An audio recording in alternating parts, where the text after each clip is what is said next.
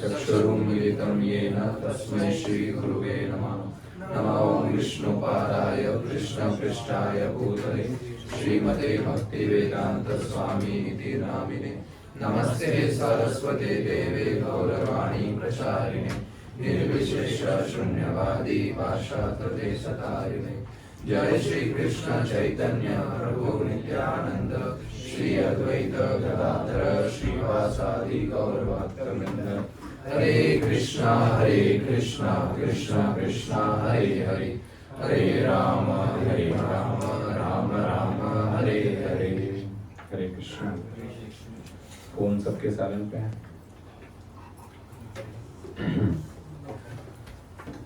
तो last week हमने महाभारत की क्या कथा की थी?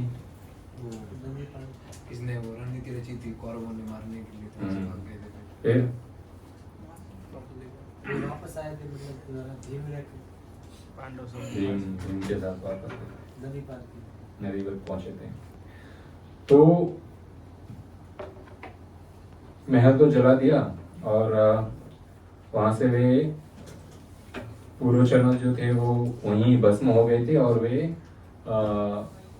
एक गुफा बनाई थी पांडवों ने मिलकर, और उस गुफा से निकलकर वे दूसरी थोड़ा ही दूर उस महल से बाहर निकल आए थे सही सलामत। अब ये बात किसी को पता नहीं कि पांडव बच गए। ये बात केवल विदुर को ही पता, इसके अलावा और किसी को नहीं पता कि ये पांडव बच गए। केवल विदुर को पता थी। वहां पर धृतराष्ट्र रोने का नाटक कर रहे हैं और प्रजा में फिर धीरे धीरे वे मिठाइयाँ बांटना, गिफ्ट्स बांटना ताकि प्रजा का दिल जीत सके, प्रजा इनको राजा एक्सेप्ट कर सके जैसा उनका प्लानिंग था। और बाकी पूरे संसार के लोग दुख मना रहे हैं, पांडव चले गए। बड़ी दुख की बात है। यहाँ पर ये पांडव इन लोग एक घनी गुफा में निकले, घनी जंगल में। गुफा के माध्यम से वो उन्होंने जो गुफा बनाई थी उसके माध्यम से एक जंगल में निकले और साउथ की तरफ अपनी यात्रा उन्होंने शुरू करी। साउथ की तरफ यात्रा शुरू करी, चल रहे जंगल आ गया, बड़े थक गए सब। तो जैसे पिछली बार हमने चर्चा की थी कि भीम ने जो है माता कुंती को अपने सर पे बिठा दिया और दोनों साइड में सहदेव और नकुल को पकड़ लिया और कंधों पर जो है, आर्म्स पर जो है युधिष्ठिर और अर्जुन को बिठाकर वे फिर तेज गति से भागने लगे। इस प्रकार एकदम तेज गति से भागते भागते वे एक नदी के किनारे पहुंच गए। गंगा नदी थी, गंगा नदी के किनारे पहुंच गए। लगभग शाम का समय हो गया था और उनको वहां पर आवाज सुनाई दी, कोई पुकार रहा है, युधिष्ठिर युधिष्ठिर युधिष्ठिर। भीम ने देखा कौन पुकार रहा है इतनी शाम के समय, किसको पता है हम जिंदा है। तो देखा वहां पर एक बोट में एक बोटमैन था, बोट लेकर खड़ा था वो। उन्होंने इनको देखकर ही पहचान लिया कि आप पांडव हैं। बोले हाँ हम पांडव हैं, परंतु आप कौन हैं? बोले मुझे विदुर ने भेजा है। ये आग उस महल में आग लगने से ये गंगा तक पहुंचने तक कई महीने बीत चुके थे, कई महीनों से चल रहे थे। और उन्होंने कहा बोटमैन ने कि विदुर ने मुझे ये मैसेज दिया था कि कुछ ही टाइम बाद, दरवाजा बंद कर दीजिए जरा, कुछ ही टाइम बाद पांडव जो है इस नदी के किनारे आएंगे, आपको इस नदी उनको क्रॉस करवानी है बोट में, ठीक है। तो अब ये पहुंच गए और ये खुश हो गए कि ठीक है विदुर जी ने इतना इनके बारे में सोचा है। और बोट में सब सवार हो गए, युधिष्ठिर और पांचों भाई, कुंती महारानी, कुंती देवी, सब जो है ये बोट में सवार हो गए। अब ये जो बोट वाला है ये इनको गंगा क्रॉस कराने कर बहुत आगे की तरफ, साउथ की तरफ जहां तक पॉसिबल था वहां तक ले गया। और ये नाव सवार जो बोटमैन था, नाविक था, इसने युधिष्ठिर को कहा कि विदुर जी का यही मैसेज है कि आप लोग, आपके लिए आशीर्वाद है कि आप लोग यहाँ सही सलामत रहिए, अपना ध्यान रखिए। और बहुत इंपॉर्टेंट मैसेज है विदुर की तरफ से कि आप पांचों पांडव भगवान के ऊपर डिपेंड रहिएगा, हमेशा किसी इंसान के ऊपर निर्भर मत रहिएगा, भगवान के ऊपर अपने जीवन में हमेशा निर्भर रहिएगा। ये कहकर बोट सवार जो नाविक था वो वहां से चला गया और एक गंगा के किनारे जंगल के पास जो है पांचों पांडवों को और कुंती को छोड़ दिया। अब सुबह का समय हो गया था, नदी क्रॉस की उन्होंने, और ये बहुत ही घना जंगल के अंदर जाके ऐसा लग रहा है कि रात हो गई वापस। बहुत सारे बड़े बड़े वृक्ष और दूर दूर जैकल्स, भेड़िया, लोमड़ी, उनके रोने की आवाजें आ रही है, अजीब अजीब चिड़ियाओं की आवाज आ रही है। बड़ा ही भयानक और डरावना जंगल था वो, जिसके अंदर ये पांचों पांडव ने एंटर किया। क्यों रास्ता वही रास्ता था जाने का, कुछ था ही नहीं। और जंगल में चल रहे हैं और बहुत ही थक गए। युधिष्ठिर और पांचों पांडव जो है कुंती महारानी के साथ एक जगह पर बैठ गए और कहा, भीम भाई अब हमसे चला नहीं जाता, जरा फिर से लिफ्ट देनी पड़ेगी।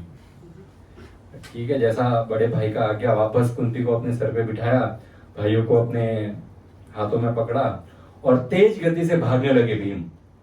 और इतनी तेज गति से भीम भागने लगे कि सामने जो भी वृक्ष आ रहे थे सब तोड़ फोड़ के यूं यूं सब वृक्ष गिर रहे हैं। उनको पेड़ सामने आ रहा है तो उनको क्रॉस करने की जाने की जरूरत नहीं है, पेड़ अपने आप रास्ता छोड़ेगा।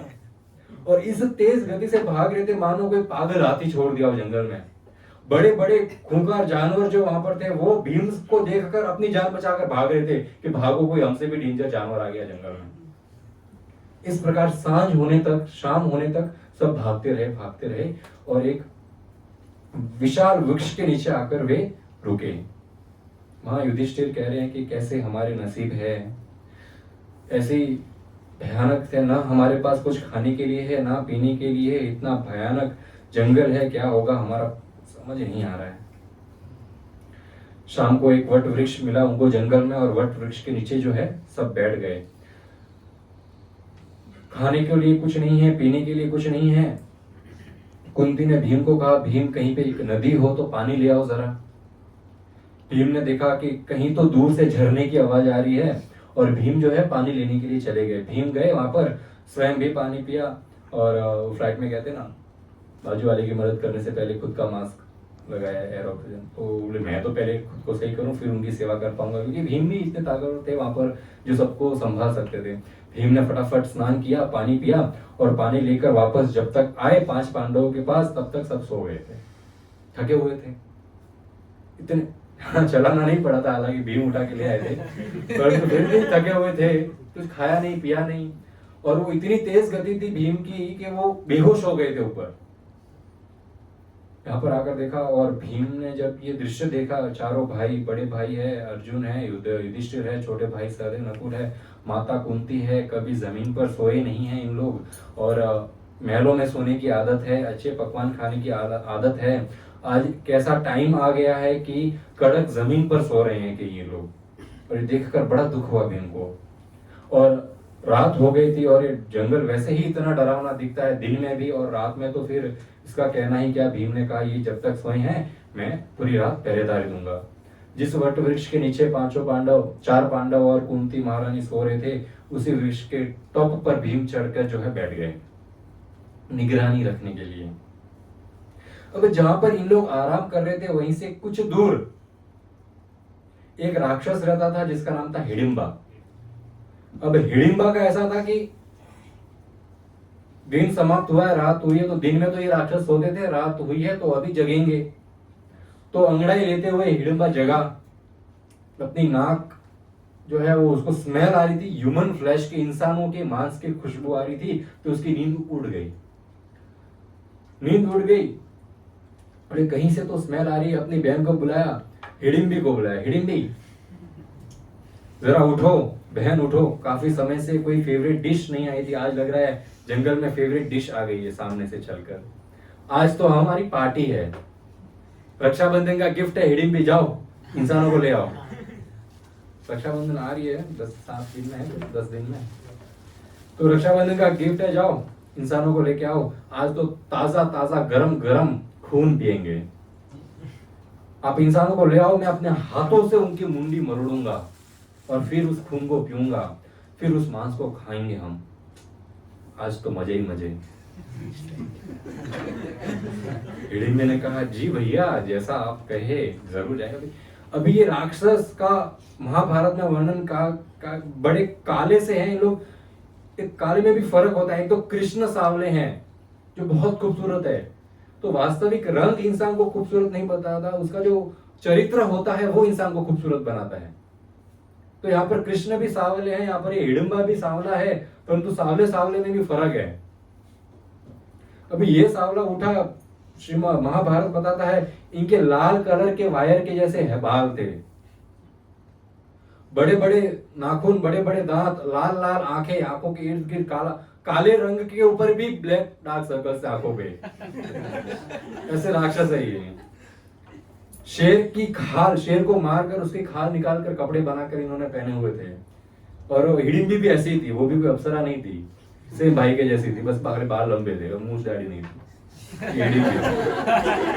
सेम ही थी, मूंछ दाढ़ी लगाए तो पता ही ना चले कौन भाई कौन बहन। राक्षस है, अभी राक्षस का क्या है। हिडिंबी पेड़ों के ऊपर कूदते हुए, टहनियों पे लहराते हुए, जंगल की रानी के जैसे पांचों पांडवों को ढूंढते ढूंढते, जैसे वो टॉम एंड जेरी में टॉम खुशबू को सूंघते सूंघते किचन तक पहुंच ही जाता है, ये खुशबू को सूंघते सूंघते पांडवों तक पहुंच ही गई।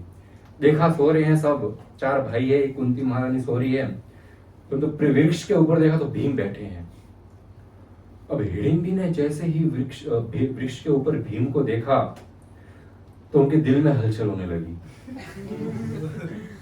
कुछ कुछ होता है। हवाओं का जो हवाओं ने अपनी रुख बदल दी। अंधेरी रात भी चांद के रोशनी में एकदम सुनहरी लगने लगी। उस सुनहरी रोशनी में खूबसूरत ताकतवर नौजवान भीम बैठे हैं और हिडिंबा वहां पिघल गई। परंतु इतने खूबसूरत राजकुमार भीम और मैं ऐसी राक्षसी, रिजेक्ट कर देंगे ये तो, लेफ्ट कर देंगे, लेफ्ट से स्वाइप कर देंगे ये तो हिडिंबे ने अपना प्लास्टिक सर्जरी वगैरह कराया, लिपस्टिक लाली लगाई और खूबसूरत अप्सरा भी फेल है उसके सामने, इतनी खूबसूरत रूप में आ गई। इंप्रेस करना, फर्स्ट डेट है, first impression is last impression, love at first sight, experience लोग बोल रहे हैं। हर रोज होता है ऐसा। खोलिए दरवाजा, कोई आ रहा है तो कोई आ रहा है, ऐसे धक्का आने नहीं दे रहा। उनको भी होने लगा। तो हिडिंबी देखी, भीम के नजदीक गई, भीम ने देखा कोई आया है, भीम ने देखा इतनी घनी अंधेरी रात में, हो ना हो ये तो जंगल की रानी है, देवी है, फॉरेस्ट के भी देवी देवता होते हैं ना, बोली जंगल की रानी है। भीम पेड़ से नीचे उतरे और पूछे, देवी इतनी अंधेरी रात में आप यहाँ क्या कर रही है? जब हिडिंबी बोली, ये तो मैं आपको पूछनी चाहिए, ये तो मेरा घर है, आप यहाँ क्या कर रहे हैं? ये खूबसूरत नौजवान, ये खूबसूरत देवी, इतनी खूबसूरत देवी कुंती, ये कौन है?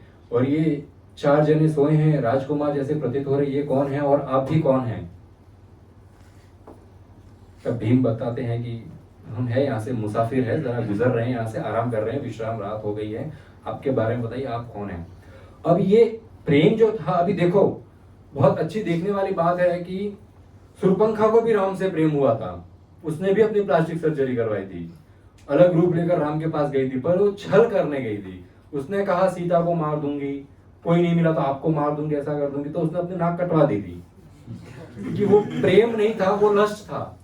यहाँ पर हिडिंबा का प्रेम ऐसा है, जब भीम ने पूछा आप कौन है और यहाँ पर क्या कर रही हैं, तब हिडिंबा ने कहा कि मेरा नाम हिडिंबा है, मैं एक राक्षस हूँ और मेरा भाई है, मेरा नाम हिडिंबी है और मेरा भाई हिडंबा है, और उसने मेरे को भेजा है आपको मारने के लिए, परंतु इससे पहले मेरा भाई यहाँ पर आए, आप मुझे आज्ञा दीजिए, मैं आप सबको यहाँ से उठाकर कहीं और ट्रांसफर कर देती हूँ।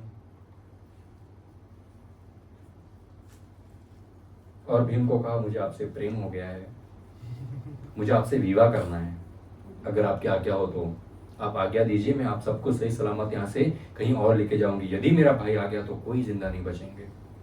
भीम बोल रहा है यू डोंट नो मी। भीम बोलता है आप चले जाइए, वरना आपके भाई के साथ आपका भी ऐसा हर्ष करूंगा कि आप भाई बहन कुछ काम के नहीं बचेंगे। हिडिंबी ने कहा आप जानते नहीं हैं, आप तो मनुष्य है, मेरा भाई बड़ा डेंजर है, वो आपको मार देगा, आप इनको उठाइए, मैं यहाँ से ले चलता हूँ। भीम ने बोलता सो रहे हैं, सोते हुए मेरे भाइयों और माँ को उठाऊं? बोले इससे बड़ी लानत क्या हो सकती है, और संसार में वैसे ऐसा कोई देव नहीं, कोई असुर नहीं, कोई इंसान नहीं जो मेरे को मार सके। बुलाओ जला साले साहब को, देखते हैं क्या क्या हिम्मत है। अब यहाँ पर ये सुंदर नहीं था हिडिंबा वैसे। अभी हिडिंबा वेट कर रहा है कि बहन अभी तक आए नहीं, राखी का समय हो गया है, मिठाई लेके आई नहीं अभी तक, वेट कर रहा है। बोले जाता हूँ चेक करने के लिए क्या हो गया वहां पर।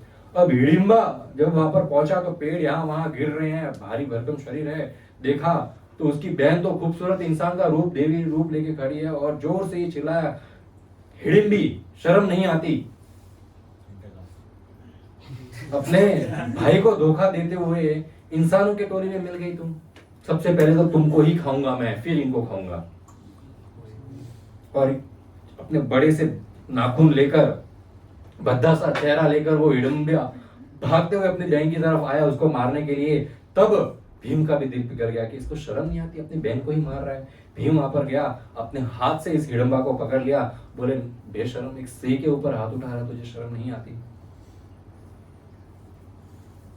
और वहां पर हिडिंबा और भीम ने थोड़ा दूर चल के युद्ध कर, यहाँ पे सो रहे हैं, इनको डिस्टर्ब नहीं होना चाहिए, तो उसका बाल पकड़कर हिडिंबा को घसीटते हुए थोड़ा दूर लेके गया जहां पर आवाज ना आए, और वहां पर जाकर उसको बहुत पीटा, कोनियों से मारा, गले से दबोचा, सर पटक पटक के उसका मारा। फिर फाइनली उसको उठाया और 100 चक्कर लगाए ऐसे हवा में हिडिंबा के, गोल गोल गोल, और ऐसा पटका, उसके खून की उल्टियां करने लगा हिडिंबा। और फिर कमर से अपने पैरों पर ऐसे रख के कमर के 2 टुकड़े करके तो फेंक दिया वहां पर। दया आ रही आपको? हिडिंबा का बेटा।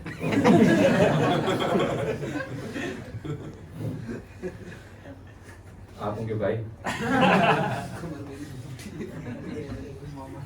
अब इस दौरान कुंती उठ गई। कुंती ने देखा भीम कहीं दिख नहीं रहा और एक सुंदर स्त्री यहाँ पर खड़ी है, तो पूछा, भाई ये आप कौन है देवी, आप कौन है? तो हिडिंबी ने बताया कि ऐसा ऐसा सीन है, मैं खाने तो आई थी पर प्रेम हो गया आपके बेटे से, तो मेरे भाई के साथ जरा रिश्ते की बात चल रही है। तब तक भीम आ गया और अगले दिन सुबह भी हो गई। भीम ने कहा मैं आपसे शादी नहीं करूंगा, आप अपने रास्ते जाइए, वरना आपका भी हर्ष बहुत जल्द हिडिंबा जैसा हो जाएगा। I don't want to marry you, अब जाओ यहाँ से। सुबह हो गई, पांचों पांडव और कुंती जो है अपने रास्ते साउथ की तरफ जा रहे थे, और पीछे पीछे हिडिंबी भी चल रही थी। अब पीछे देखते तो ये रुक जाती है, आगे चलते तो ये पीछे पीछे चलती है। तो भीम को बड़ा गुस्सा आया, भीम भागा हिडिंबी के डराने के लिए, मारने के लिए डरा, कि बोले तू जा रही है, अभी यहाँ तेरे 2 टुकड़े कर दूं। तब युधिष्ठिर ने रोक दिया। युधिष्ठिर ने कहा, भाई स्त्री कैसी भी हो उसको मारा नहीं जाता, उसके ऊपर कभी हाथ नहीं उठाया जाता, ये हमारे संस्कार नहीं है, आप इसको मत मारिए। अब हिडिंबी और इनको साथ ही नहीं लेके जा रहे, तो हिडिंबी के आंखों में आंसू आ गए और उसने हाथ जोड़ते हुए कुंती महारानी के पास जाकर गिड़गिड़ाई कि मैया आप इजाजत दे दो, मुझे भीम से विवाह करना है। मैं प्रॉमिस करती हूँ इसी समय आप सबको यहाँ से एक बहुत अच्छे प्लेनेट पर लेके जाऊंगी, आप वहां पर खूब विश्राम करिए, फिर आप अपनी यात्रा शुरू करिए, और मैं जीवन भर आप लोग की सेवा करूंगी। यदि मैं कभी आपके पास नहीं हूँ, एक बार खाली हिडिंबी का स्मरण करना, मैं तुरंत वहां प्रकट हो जाऊंगी आपकी सेवा के लिए। आप कृपया मेरे को इजाजत दीजिए भीम से विवाह करने की, और यदि आपने इजाजत नहीं दी तो भीम के बिना मैं रह नहीं पाऊंगी और तुरंत ही अपने प्राण त्याग दूंगी। और सज्जन व्यक्ति को कभी भी ऐसा नहीं करना चाहिए, जब सामने किसी स्त्री के प्राण जा रहे हो तो सज्जन व्यक्ति सदैव उसकी सहायता करता है। इस प्रकार ज्ञान की बातें करने लगी। युधिष्ठिर इंप्रेस हो गए, बोले इतना ज्ञान है, राक्षसी है परंतु इतना ज्ञान है, भीम आपको इससे विवाह जरूर करना चाहिए। अब भैया की और माता की इजाजत मिल गई तो भीम ने बोला आई एम रेडी, कोई दिक्कत नहीं, आई एम रेडी। तो यहाँ पर भीम और हिडिंबी का विवाह हो गया, और ये सब हिडिंबी उनको उड़ाकर जो है सलीवहना करके पर्वत थे वहां पर लेके गई, वहां पर नदी के किनारे इनका घर बनाया, और इस प्रकार कई महीने वे वहां पर साथ में सब रहने लगे, बहुत खुश थे वहां पर। और कुछ महीनों बाद फिर जो है, पर भीम ने शादी के पहले एक प्रॉमिस मांगा हिडिंबी से कि मैं शादी करूंगा, आपके साथ रहूंगा, पर एक वचन है, जैसे ही हमको पुत्र प्राप्त होगा हम लोग आपको छोड़कर, आप हिडिंबी को छोड़कर चले जाएंगे। हिडिंबी ने कहा चले। इस प्रकार कई महीने बीत गए और हिडिंबी जो है और भीम को जो है पुत्र प्राप्त हुआ, उसका नाम था घटोत्कच। अब ये घटोत्कच कोई साधारण बच्चा नहीं था, पैदा होने के कुछ दिनों बाद ही नौजवान बन गया, कुछ दिनों बाद ही नौजवान। अभी नौजवान बोले तो एकदम अपने मामा के ऊपर गया, ये भारी भरकम शरीर, लाल लाल बाल और एक बड़ी बड़ी आंखें। परंतु परंतु क्योंकि ये पांडवों के साथ रहा था, बहुत ही धार्मिक था, सदैव पांडवों की सेवा करता था। पांडव उसको बहुत प्रेम करते थे, भतीजा था और कुंती का तो पोता था, बहुत प्रेम करते थे, सदैव उसको अपने साथ रखते थे और ये भी बहुत सेवा करता था। इस प्रकार और काफी दिन बीत गए। पांडवों ने घटोत्कच को सभी अस्त्र शस्त्र चलाने में एकदम निपुण बनाया, बहुत अच्छी उसको ट्रेनिंग दी।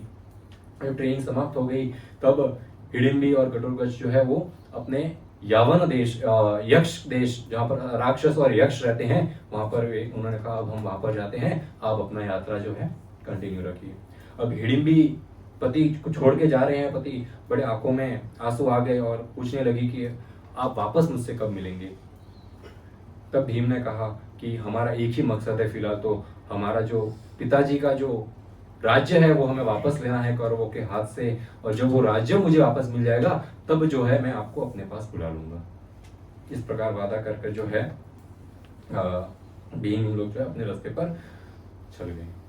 अभी साउथ की तरफ बढ़ रहे थे, काफी महीने इस प्रकार बीत गए थे, सबके बाल जो है जटाओं हो गई थी, दाढ़ी मूंछ आ गई थी, कपड़े भी जो एक जोड़ी थे राजाओं के वो तो फट गए, तो अभी पेड़ों की जो शाखा है उनसे वस्त्र बनाकर पहन रहे थे और ऐसा प्रतीत हो रहा था जैसे अभी सबके सब ब्राह्मण हैं, क्षत्रिय लग ही नहीं रहे थे। और इस प्रकार उनका शरीर हो गया था कि पांडव पहचान में ही नहीं आ रहे, कोई पहचान ही नहीं पाया कि पांडव है, सबको ऐसा लगता था कि ब्राह्मण है। इस प्रकार जंगल के रास्ते जा रहे थे तब उनको व्यासदेव जी मिल गए। व्यासदेव जी क्या लगे पांडवों के?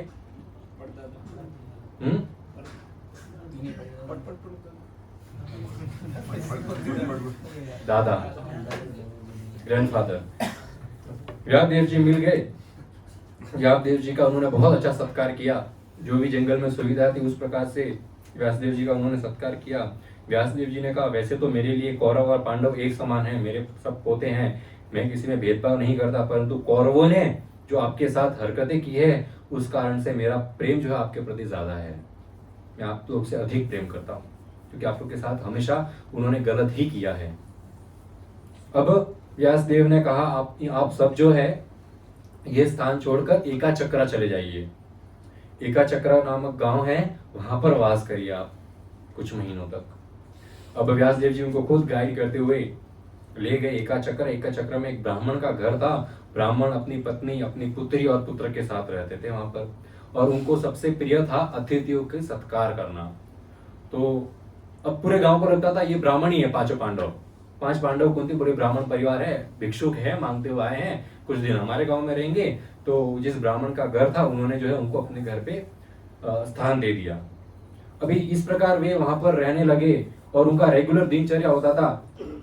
5 भाई में से 4 भाई गांव में जाते थे, भिक्षा मांगकर अनाज वगैरह लाते थे, और एक भाई पीछे रहता था कुंती के पास उनकी रक्षा के लिए।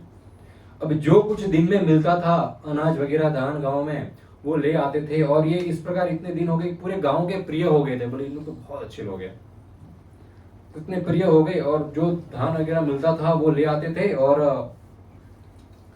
कुंती जो है उसका रात को भोजन बनाती थी। अब जब भोजन बनाती थी तो उस भोजन के 2 हिस्से किए जाते थे, एक हिस्सा भीम खाता था, पीछे बचा हुआ हिस्सा 5 लोग बांटकर खाते थे, 4 भाई और कुंती। भीम का आहार ऐसा था। तो इस प्रकार 5 भाई टर्न लेते थे कि आज ये 4 भिक्षा मांगने जाएंगे, ये एक कुंती के पास रहेंगे, ये भिक्षा मांगने जाएंगे, ये कुंती के पास रहेंगे। और इस प्रकार एक दिन भीम की बारी आई कुंती के पास रहने की। तो भीम और कुंती बैठे थे अपने घर में, और अचानक से उनको रोने धोने की आवाज आई ब्राह्मण के घर से, जिसके घर पे एज अ गेस्ट अपने रूम में रहते थे। तो उस ब्राह्मण के रोने की आवाज आई तो कुंती चौंक गई, बड़ी ये ब्राह्मण परिवार रो क्यों रहा है? तो वो गेस्ट हाउस ऐसा तो है नहीं कि 500 पर नाइट, एसी चाहिए तो 800 नहीं, सेवा थी वो, बस आओ और रहो, अपना खाना पीना देख लो और रहो घर में। अब कुंती कहती है कि ये उनका जो कर्ज है ये कैसे चुकाए, हमको रहने के लिए याद दिया है, तो अभी मौका मिला है कर्ज चुकाने का, ये इतना रो रहे हैं मतलब इनको कुछ तकलीफ है, भीम इनकी तकलीफ दूर करनी है। भीम ने बोला जो भी इनकी तकलीफ है मैं वचन देता हूं, इनकी तकलीफ दूर कर दूंगा मैं।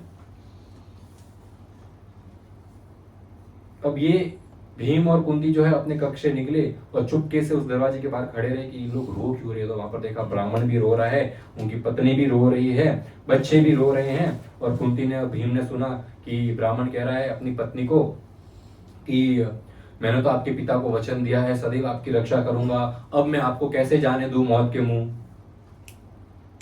फिर ब्राह्मण कहता है कि आपको नहीं जाने दे सकता, मेरे बच्चों को कैसे जाने दूं मौत के मुंह। एक पिता का कर्तव्य होता है अपने बच्चों की रक्षा करना, तो मैं आप तीनों को मौत के मुंह नहीं जाने दूंगा, मैं जाकर मर जाऊंगा। और अगर आप लोग ये बात से सहमत नहीं है तो हम चारों साथ में मरेंगे। तो पत्नी रोती है कि नहीं नहीं, मैं आपको तो, मैं जिंदा हूं, मेरे पत्नी के सामने पति की मृत्यु बोले बड़ा कठिन काम है। यदि आप चले गए तो एक विधवा तो एक मांस के टुकड़े के समान होती है, जहां पर गीत सदैव उसको नोचने के लिए रेडी बैठते हैं। मैं आपको नहीं जाने दे सकती, मैं चली जाती हूं, मैं मृत्यु को प्राप्त हो जाऊंगी, आप दूसरा विवाह कर लेना और बच्चों का पालन पोषण करना। इस प्रकार सब रो रहे हैं। पुत्री कहती है पिता आप दोनों मत जाइए, एक बच्चों का कर्तव्य होता है, बच्चों का कर्तव्य होता है कि माता पिता की सदैव बात माने, और बुजुर्ग हो माता पिता तो उनकी रक्षा करें। माता पिता मैं आपकी पुत्री हूं, मुझे जाने दीजिए, मैं मृत्यु को प्राप्त हो जाऊंगी, आप दोनों को कुछ नहीं होना चाहिए। वैसे ही कुछ सालों बाद पिताजी आप तो मेरे को छोड़ देंगे, शादी के बाद मेरे को तो आपको छोड़ के जाना पड़ेगा, ऐसा सोचना, मैं अभी शादी करके चली गई हूँ, मैं मृत्यु के मुंह जाऊंगी, आप लोग को कुछ नहीं होने दूंगी। अभी 3-4 साल का उनका बेटा, वो बोलता है नहीं आप तीनों मत जाइए, मैं जाऊंगा और जो भी हमको मारेगा उसको मैं मार के वापस आ जाऊंगा। ये सब बातें कर रहे हैं, रो रहे हैं, बोले अभी क्या करें क्या करें क्या करें। तब कुंती और भीम जाते हैं और ब्राह्मण से हाथ जोड़कर कहते हैं आपकी जो भी परेशानी है कृपया आप हमको बताइए, हम आपकी सहायता करेंगे। अब क्यों रो रहे हैं इतना?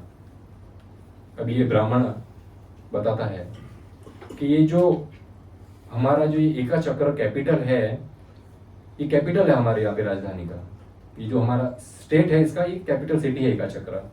अभी एका चक्र में एक बार एक राक्षस परिवार आ गया था और सबको खाने लग गया, और राजा के पास ताकत भी नहीं थी उसको रोकने की। तो हमने गांव वालों ने, हम इस एका चक्र सिटी वालों ने एक नियम बनाया, उस हम सब साथ में गए और उस राक्षस से समझौता किया। अभी राक्षस का नाम था बका राक्षस से समझौता किया कि हर हफ्ते एक बुलक कार्ट भर के फ्रूट लाएंगे आपके लिए, खाना पीना सब लाएंगे, आप इंसानों को मत खाइए, हमको हर हफ्ते एक बकेट हर घर से जाएगा आपको खाने के लिए, पूरा कार्ट भर के। राक्षस ने कहा ऐसा थोड़ी होता है, फल फूल। घोड़ा बोले घास से दोस्ती करेगा तो खाएगा क्या, तुम तो मेरी घास हो, तुमसे दोस्ती करूंगा डीलिंग करूंगा खाऊंगा क्या। ठीक है, बोले मैं एवरीडे तुम लोगों को खाने नहीं आऊंगा, पर हफ्ते में एक बार जब वो बुलक कार्ट आएगा खाना भर के, जो व्यक्ति उसको लेके आएगा वो भी उसके साथ में खाऊंगा मैं उसको भी। ऑप्शन रोज 100 लोग मर रहे हैं ये सिटी में, इतनी बड़ी सिटी में, इससे अच्छा चाहिए हफ्ते में एक बार जाएगा। तो हर परिवार से एक हफ्ते में एक व्यक्ति जाएगा।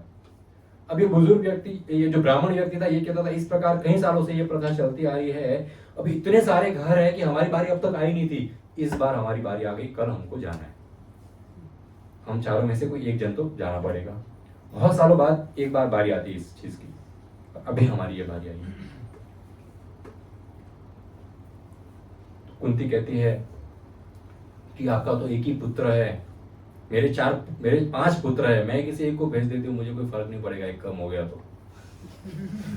कभी ब्राह्मण कहता है आप तो हमारे गेस्ट है, आप तो अतिथि है, मैं आपके साथ ऐसा कर ही नहीं सकता, आपको तो जाने ही नहीं दे सकता, हम में से ही कोई जाएगा।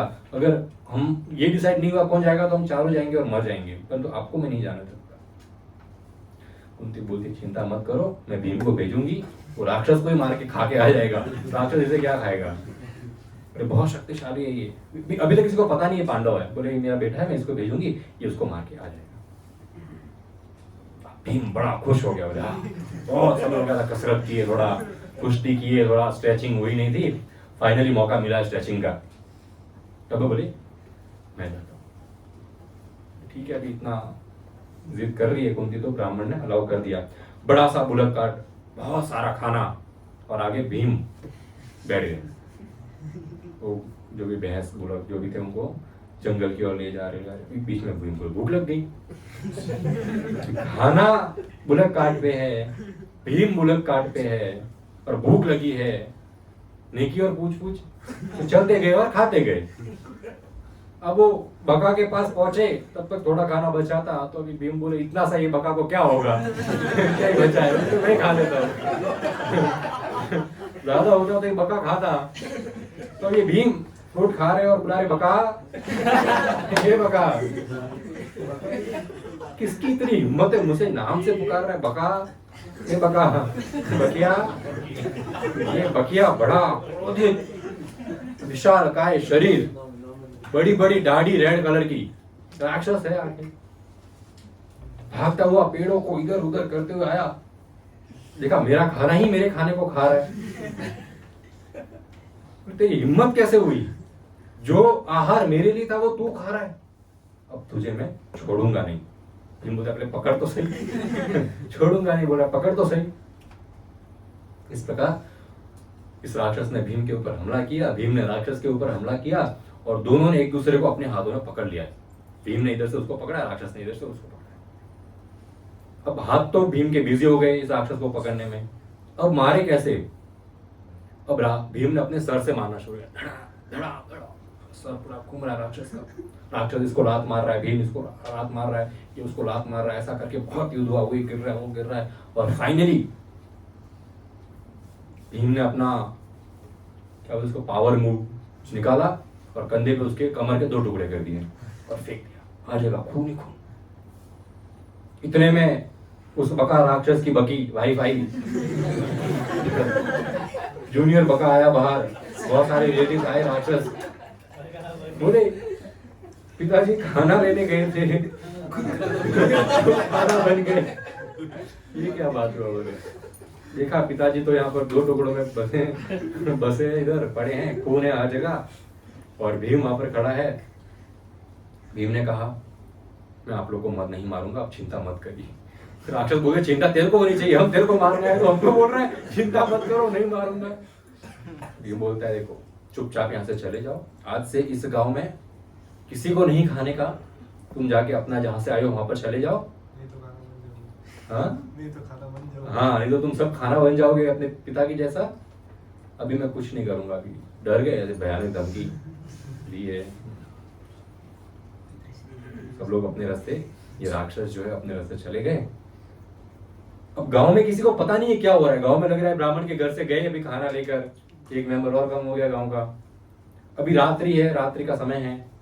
अब भीम दोनों हाथों से उस शरीर के टुकड़े घसीटते हुए लेके आया एक का चक्कर के गांव के गेट के ऊपर, और रात को फटाफट वो गेट के ऊपर वो कपड़े और वो राक्षस जो भी थे उसको डाला वहां पर राक्षस को, और फटाफट ब्राह्मण के घर गया।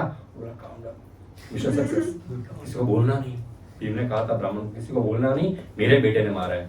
क्यों, कल को पूरा गांव जमा हो जाएगा, राजा आ जाएंगे, बोले आपके पास ऐसी विद्या कहां से आई, आप कौन है, और पता चल जाएगा कि हम पांडव है और कौरव हमारे ऊपर फिर से हमला कर देंगे। इसीलिए it should be a top secret. ब्राह्मण एक्टिंग में तो मैं एक्सपर्ट हूँ कोई दिक्कत नहीं है। सुबह का समय हुआ, लोग उठे, देखा गेट पे विशाल का एक बका सोया है, फॉरएवर सोया है। बड़े चंबित होके बोले इस राक्षस को किसने मारा, ढूंढो इस राक्षस को किसने मारा। फिर कुछ गांव के आए कि अरे उस ब्राह्मण का बारी था, ये तो राक्षस को खाना देने जाने वाला वो ब्राह्मण था, चलो उसके घर पे पूछते मालूम पड़ेगा क्या हुआ। तो ब्राह्मण के घर गए, वहां पर तो ब्राह्मण ने कहा कि मैं रात को बहुत रो रहा था, रास्ते पर बैठे बैठे खाना लेके जा रहा तो था, पर बहुत रो रहा था, परिवार की बहुत याद आ रही थी। तब पता नहीं कहीं से एक ब्राह्मण आ गया और उस ब्राह्मण ने मेरे को कहा आप रोइए मत, मैं बका को खाना देने जाता हूँ। फिर मैं तो घर आ गया और वो ब्राह्मण ने पता नहीं बका के साथ क्या किया। तो अभी ये बका यहाँ पर पड़ा हुआ है, पर अभी हमें अगले हफ्ते से किसी को जाने की जरूरत नहीं है, बका चला गया। और सब फेस्टिवल मनाने लगे। तो अभी फेस्टिवल बका मर गया, उस दिन का फेस्टिवल चल हुआ, बका डेथ फेस्टिवल कर दिया। तो लोग एक दूसरे को विश हैप्पी बका डेथ, हैप्पी बका डेथ, हैप्पी बका डेथ। तो बड़ा अच्छा फेस्टिवल मना है इस विजयदशमी, ये बका दशमी था। तो इस प्रकार और बहुत अच्छे खासे खुशी खुशी उस ब्राह्मण के घर और ये पांडव इत्यादि सब रहने लगे। एक दिन वहां पर घूमते घूमते एक ब्राह्मण आ गया। अभी ब्राह्मण जो होते साधु संत वही ज्यादा सफर करते हैं। क्षत्रिय अपना राजकाज संभालते हैं, वैश्य अपना बिजनेस संभालते हैं, शूद्र जो है वो अपना लेबर का काम संभालते हैं, और ब्राह्मण जो है वो तीर्थ स्थानों में घूमते रहते हैं। तो इस प्रकार इस ओनर जो होटल का मालिक था ब्राह्मण, इसके घर एक घूमता हुआ ब्राह्मण आ गया, साधु, चलो उसको साधु बोलते हैं, कंफ्यूजन हो, सब ब्राह्मण ही जमा हो गए हुए। तो ये साधु घूमते हुए ब्राह्मण के घर आया, साधु आया, तो ये साधु बोले एक्सपर्ट था स्टोरीज सुनाने में। तो साधु के इर्द गिर्द पांचों पांडव, कुंती और ये ब्राह्मण के परिवार वाले सब बैठ गए और कहा बताइए कुछ स्टोरी बताइए, कुछ स्टोरी बताइए। ब्राह्मण ने कहा एक देश है, वहां पर एक राजा है, उसका नाम है द्रुपद, और उस द्रुपद राजा के एक पुत्र और एक पुत्री है जो अग्नि से प्रकट हुए, जवानी की, डायपर वगैरह चेंज करने की चिंता ही नहीं है, ससुर वगैरह को, जवानी पैदा हुए बच्चे बोले। युधिष्ठिर बड़े शौक, बोले अग्नि से बच्चे पैदा हो गए कैसे, तेरा डिटेल में बताइए, स्टोरी बताइए इसकी डिटेल में। सबने पूछा तो ब्राह्मण ने फिर स्टोरी शुरू की। ब्राह्मण ने कहा कई सालों पहले एक राजपुत्र था, एक राजकुमार था, उसका नाम था द्रुपद, और एक ब्राह्मण का पुत्र था, उसका नाम था द्रोणा। पांडवों ने कहा स्टोरी सुनी सुनी सी लग रही है। दोनों मित्र थे और द्रुपद अपने राज्य में वापस चला गया पढ़ाई होने के बाद। अब द्रोणा बड़ा गरीब ब्राह्मण, कुछ नहीं उसके पास, और उसने जब अपना ग्रेजुएशन गुरुकुल पूरा किया, उस समय परशुराम रिटायरमेंट ले रहे थे सब क्षत्रियों को मारकर, बहुत पुरानी बात है। अब क्योंकि परशुराम रिटायरमेंट ले रहे थे, तो परशुराम के पास जो धन धान्य इत्यादि जो पोजीशन था, घर बार सब लोगों में बांट रहे थे, वो परशुराम बांट रहे थे। तो द्रोणा के पास तो वैसे ही कुछ नहीं था, तो वो भागते हुए गया परशुराम के पास, बोले मुझे भी कुछ दीजिए आप। परशुराम ने कहा जो कुछ था सब दे दिया, अभी मेरे पास कुछ नहीं देने के लिए, केवल मेरा शरीर और मेरी ये अस्त्र है, ये दो चीजें बची हैं, आपको जो चाहिए ले। तब द्रोणा ने कहा आप ये अस्त्र दे दीजिए, और अस्त्रों को किस प्रकार इस्तेमाल किया जाता है वो भी बता दीजिए। ट्रेनिंग दे दी द्रोणा को, द्रोणा एकदम निपुण बन गए, द्रोणा को कोई नहीं हरा सकता पूरे विश्व में, जिसके गुरु परशुराम हो उसको कोई क्या हरा सकता। हमारे साथ रघुनाथ, इस बात की चिंता, तो रघुनाथ वही अवतार है, तो परशुराम। अभी ये द्रोणा जो है अपने मित्र को मिलने गए, द्रोणा गए द्रुपद के पास, द्रुपद ने पहचानने से मना कर दिया, बोले गरीब ब्राह्मण। तो बड़ा गुस्सा आया और द्रोणा ने रेवेंज लेना चाहा। अब बदला लेने की भावना ने उस द्रोणा ने हस्तिनापुर के राजकुमारों को अपना स्टूडेंट बनाया। अभी पांडव ऐसे सुन रहे जैसे कभी सुना नहीं हो, एक्टिंग भी तो करनी। अच्छा कौन थी पांडव, नाम तो बताओ जरा। बोले एक था भीम, युधिष्ठिर, सहदेव, नकुल, अर्जुन और 100 कौरव। 100 कौरव का नाम तो लेंगे तो 2 घंटे चले जाएंगे। अच्छा फिर क्या हुआ, बोले द्रोणा ने उनको युद्ध में निपुण बनाया, बहुत अच्छा सिखाया। फिर द्रोणा ने भी बदला लिया और 5 पांडवों को लेकर गए, द्रुपद को कैदी बंदी बनाया और आधा आधा राज्य जो है दोनों बांट लिया। एक द्रोणा का राज्य हो गया, द्रुपद का राज्य हो गया, फिर दोनों में मित्रता हो गई। अब पांडव वहां से चले गए, पांडवों को लगा अभी फ्रेंडशिप हो गई है, परंतु वो द्रुपद ने कहा मैं बदला लूंगा। अब पांडवों को पता, हमारे जाने के बाद फिर से खिचड़ी पकेगा, मैं बदला लूंगा। वो बदला लेने की भावना द्रुपद में ऐसी थी, उसने कहा कि मैं तो युद्ध तो नहीं कर सकता द्रोणाचार्य से, वो तुरंत मेरे को मार देंगे, इतनी पावर नहीं है मेरे पास, परंतु ऐसा पुत्र मेरे को चाहिए भगवान की कृपा से जो द्रोणा को मार सके। उस भावना से द्रुपद राजा और रानी जंगलों में भटकने लगे, ब्राह्मणों को ऐसे खतरनाक ब्राह्मणों को ढूंढने लगे जो ऐसा यज्ञ करे और ऐसे पुत्र प्रदान करे जो द्रोणा को मार सके। जिस भी ब्राह्मण के पास गए सब ने मना कर दिया, बोले गलत काम के लिए यज्ञ नहीं करते हम लोग। बोले ऐसा पुत्र द्रोणा को मारने के लिए, बोले एक ब्राह्मण दूसरे ब्राह्मण को मरवाने के लिए कोई पुत्र प्राप्त कर, ऐसा उत्पत्ति नहीं है, नहीं गलत। काफी समय बीत गया, बड़ी चिंता में हुए। इस प्रकार घूमते फिरते 2 ब्राह्मण मिले द्रुपद को, उपयज और यज, 2 ब्राह्मण मिले।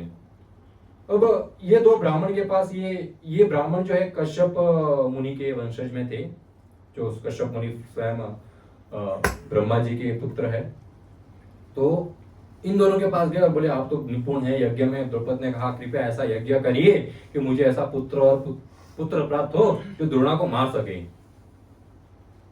अब उपयज और यज ने कहा नहीं नहीं नहीं, ये गलत काम हम नहीं करते, परंतु अभी ये लास्ट ऑप्शन बचा था, तो बोले ठीक है आपको नहीं करना, मत करो। द्रौपदी ने कहा हम तो आपकी सेवा करेंगे। तो 1 साल द्रौपदी ने, इन 2 भाई थे उपयज और यज की, बहुत सेवा की, बहुत सेवा की।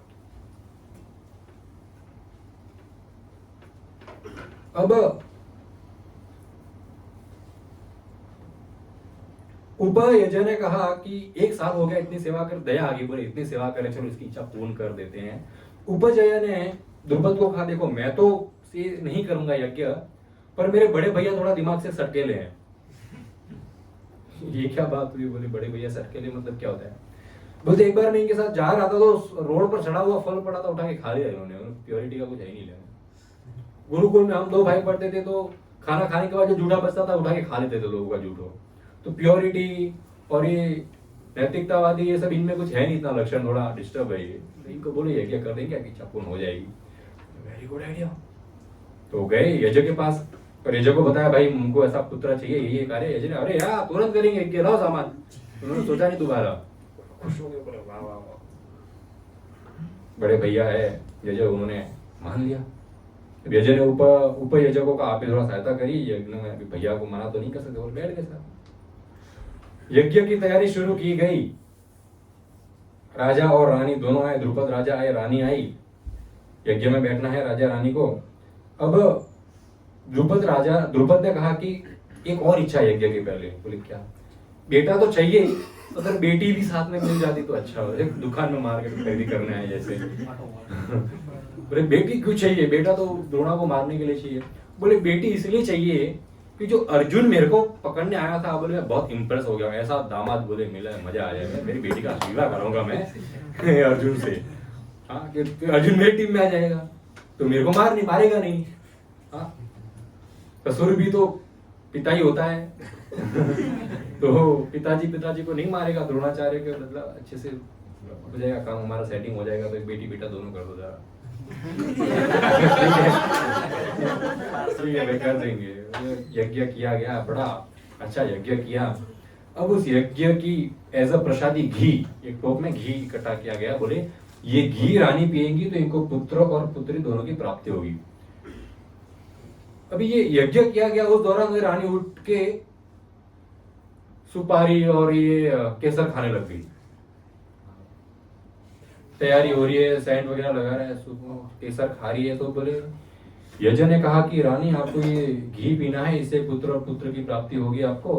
रानी ने कहा ब्राह्मणी जरा मुंह में केसर और सुपारी, अब मैं नहाने जाऊंगी, न्यू वस्त्र पहनूंगी, मुंह धोऊंगी, ब्रश करूंगी, फिर आके ये पीऊंगी। यज्ञ ने कहा इतना मेहनत करके यज्ञ किया है, इसका अभी मुहूर्त है, अभी ये पिया तो पुत्र पुत्री प्राप्त होंगे वरना नहीं होंगे। क्या कर सकते? तो यज्ञ बोला ठीक है अभी आप नहीं पिएंगे। तो बोले मैं घी आहुति में डाल देता हूँ।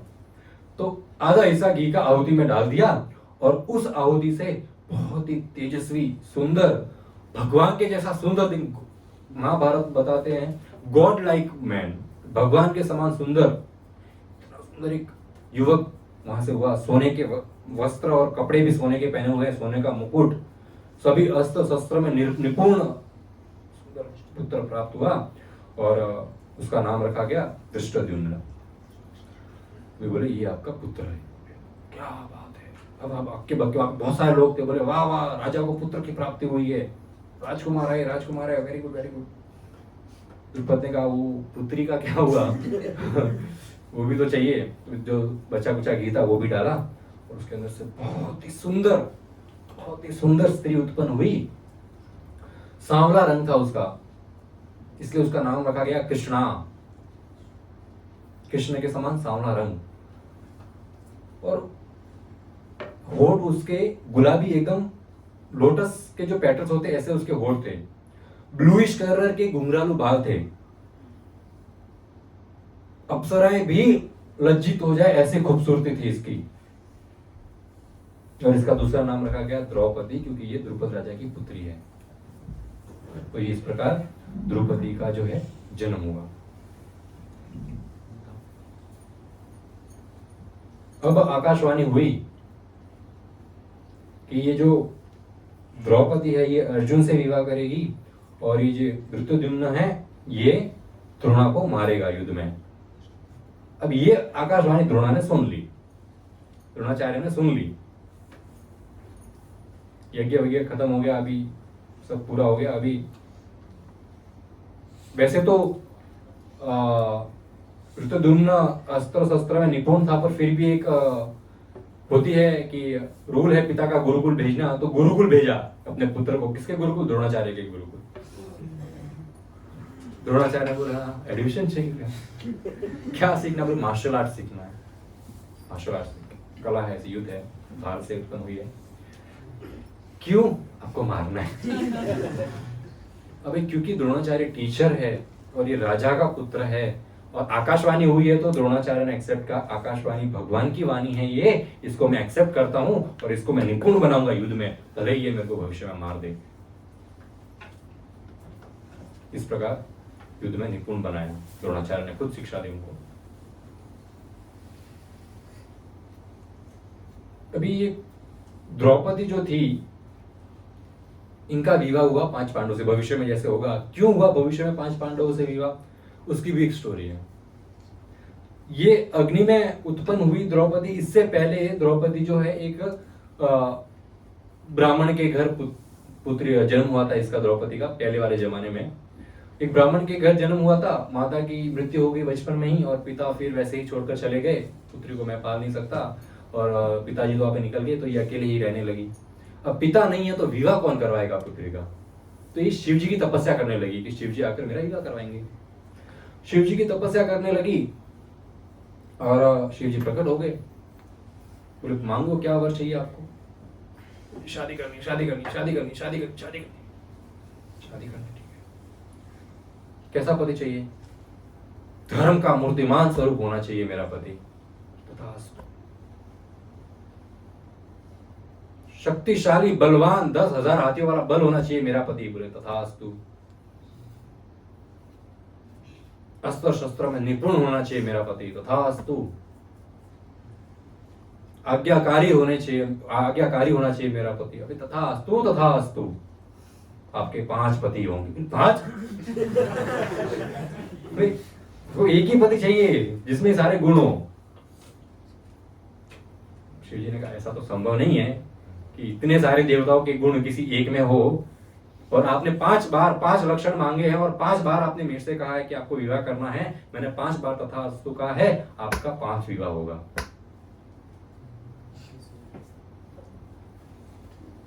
द्रौपदी ने हमने पिछले जमाने में बोली मैं 5 विवाह तो नहीं करूंगी, इस जन्म में तो बिल्कुल नहीं करूंगी। और उन्होंने भगवान का ध्यान लगाते हुए खुद अग्नि में प्रवेश कर लिया, अपने शरीर त्याग दिया, उस अग्नि में प्रवेश किया और इस अग्नि से द्रौपदी उत्पन्न हुई। और इस जीवन में उनको 5 पति फिर भी मिले। शिव जी का आशीर्वाद कहो या फिर जो भी कहो, उस हिसाब से।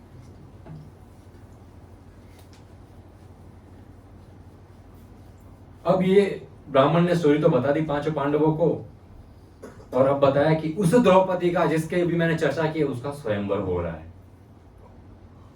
जाते हैं फिर, स्वयंवर हो रहा है तो जाते हैं हम भी देखने के लिए। अब ये 5 भाई स्वयंवर के लिए जाते हैं, परंतु स्वयंवर में क्या होता है वो हम अगले हफ्ते डिस्कस करेंगे। Thank you so much. Hare Krishna. Shri Prabhupad की जय।